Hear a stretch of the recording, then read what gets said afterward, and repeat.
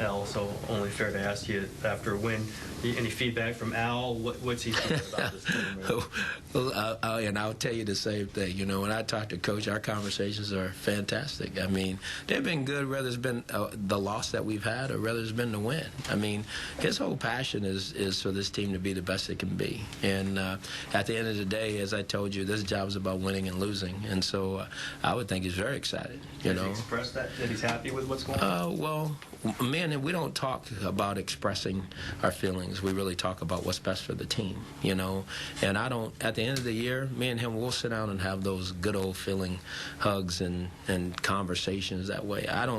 It's not what I'm about right now. I'm about the next game, and I think he knows that about me. I've got off of the Jets game last night about 10 o'clock, you know, after the last highlight that I could only watch so much, and then I was right on to the Patriots, and that's kind of where I am, and that's kind of the way we do it, and I think he likes it that way, and I think I do too, because we don't try to spend a lot of time about, you know, this is a good job, that's a good job, because there's too much work to be done. How do you expect the Patriots to respond? They went through sort of a similar game that you had at Buffalo, and interceptions from Brady, I think, 4 all last season. They'll be ready to play. And you know that, and I know that. And they're just like, you know, a week ago with us. They want to get the bad taste out of their mouth, you know. And they got an excellent football team. They have an excellent coach, and he'll have them ready to play. And the quarterback, like I said, I can't say no more about him. He's the best there is in football. But we feel like we got a pretty good team, too, you know. And I know one thing about these guys. They're going to be excited to play. You know, we're going to show up, and we're going to be ready to play. There's a lot of talk about how the NFL is becoming more and more of a passing league. Is there an advantage to being a power running team like you guys are when so many people are trying to spread out and do more finesse type things? My philosophy is this. I think you throw the score and you run the win. You know, I think you got to be able to run the football in the National Football League. At some point in time, you got to be able to turn around and hand it off and block people and knock them down. You know, but I also think you got to have the capability of throwing it, you know, because that's what gives you chunk plays really fast. And this team we're going to play this week is one of the best in the league at doing that, you know. John Robinson, you know, coached SC and coaching the pros and everything, his philosophy in running was that you keep beating against the other team and you wear them down. I work for John Robinson. Yeah, I know. Absolutely. I mean, so maybe some of that's rubbed off on me. There's no doubt. You have to sort of, in other words, you keep running and running and running, and finally, in the third and fourth quarter, it shows up because the other team starts to get beat up. There's some teams you can wear down. I mean, there's no question. I mean, some teams are built differently, but that's strategy. You know, that's kind of knowing your opponent and how to attack your opponent. But I believe, in a very strong, physical, combative running game, because I think you have to be able to do it. Because no one should ever be able to stop you from running the ball, whether it's sunny, whether it's rainy, whether it's snowy. I mean, it's proven. I mean, sometimes when it's raining, you can't throw the ball as well.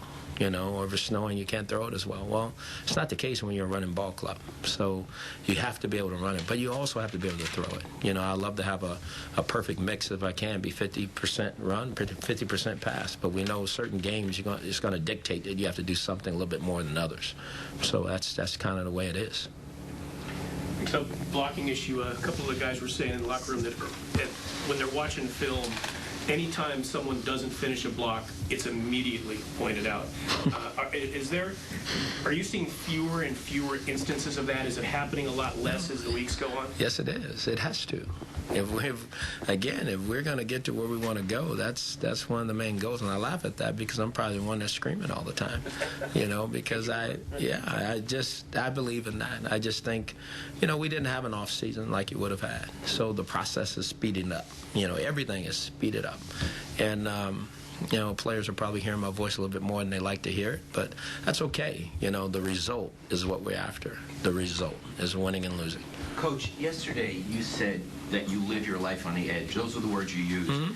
And I find those words interesting. I don't know what they mean. Like you. What they mean is this. No, there's a lot of. Oh, wait. What was that last part? I asked if you jump off tall buildings like. I wish I could in a single bound and come up standing. That'd be awesome if I could.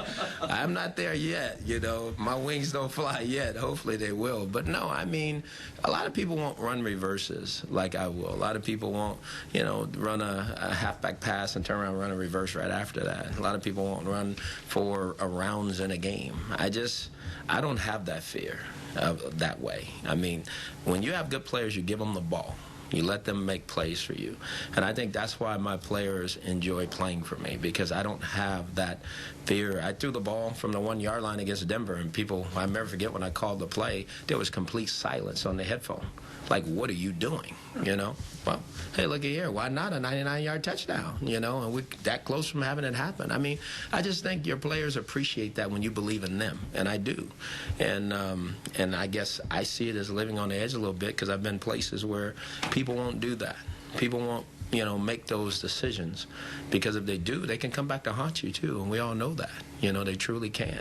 But I don't worry about that. You know, I'll let you guys write about that. I want the result. Give me the touchdown that Darius Moore ran, and give me the 27-yard run that Darren McFadden had, and then we'll be talking about good things. Speaking of those two plays, were they set up? Did you run the halfback option knowing that the next play might be the reverse, or did you see something in the halfback option that opened up the reverse? I see it. I see it. I see it. No, I do. I mean, that's film study. That's communication, you know, talking to Al Saunders when he's upstairs and looking at that picture book and getting a feel for how the team is flowing. That's why I've never been a coordinator that likes to be upstairs. I like to be on the field. You get a different feel for the game, you know, because you get to see things a little bit more clear than you do from behind a glass, you know. So it's a field thing. You have to have a field to make those decisions and make those calls. But as I said earlier, you got to be right. You know, there's been times I've been wrong. I mean, that's part of it, but that's okay. Can you talk about your building a bully mentality and how that's affected your players? I think they believe it. You know, I think they're buying into that. I think you got to be a very tough team to win in this league. I really do. Week in and week out. I mean, the physical demands of the National Football League is tough. And to me, if you don't have that kind of mindset, I think it's hard to win. I mean, we just played a team from the East that I think are bullies. And I think people would say the Raiders were bullies yesterday. You know, when you can run the ball like we did and slow the run down on defense like we did, you know, that's where it starts. And that's credit to our offensive line and defensive lines. You know, our front seven versus their front seven, you know, whether offensively or defensively, we got it done.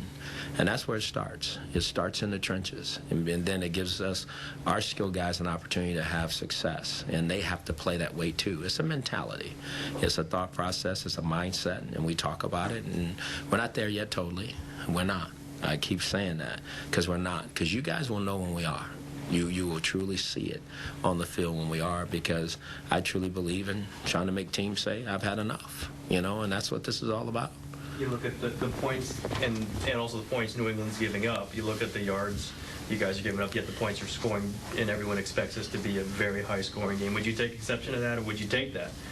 I want to take exception to it because I want our defense to play as good as they can play. And I truly believe when those 11 guys play together and execute like I think they can, I think we can slow anybody down, you know. Now, this is a tall challenge. Man, this is Tom Brady and his group. You know, Chad Ochocinco, my old son.